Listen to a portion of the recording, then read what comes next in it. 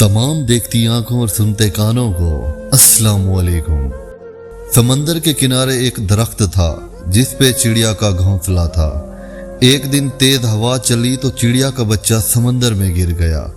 चिड़िया बच्चे को निकालने लगी तो उसके पर गीले हो जाते, वो लड़खड़ा जाती। उसने समंदर से कहा, अपनी लहर से मेरा बच्चा बाहर फेंक दे, मगर समंदर ना माना।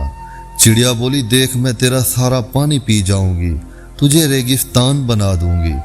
समंदर अपने गरूर में गरजा कि ऐ चिड़िया, मैं चाहूं तो सारी दुनिया को गर्क कर दूं, तू मेरा क्या बिगाड़ सकती है। चिड़िया ने यह सुना तो बोली, चल फिर खुश्क होने को तैयार हो जा। उसके साथ ही उसने एक घूंट भरा और उड़ के दरख्त पे जा बैठी। फिर आई, घूंट भरा, फिर दरख्त पे जा बैठी। यही अमल उसने 7-8 बार दोहराया तो समंदर घबरा के बोला, पागल हो गई है क्या, क्यों मुझे ख़त्म करने लगी है।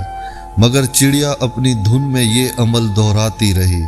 अभी सिर्फ 20-25 बार ही हुआ था कि समंदर ने एक जोर की लहर मारी और चिड़िया के बच्चे को बाहर फेंक दिया।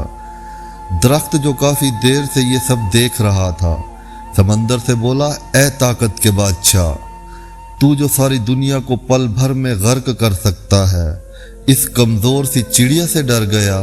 ये बात समझ नहीं आई।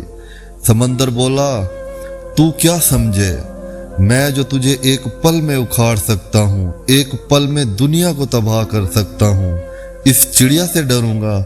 नहीं, मैं तो उस एक माँ से डरा हूँ, माँ के जज्बे से डरा हूँ।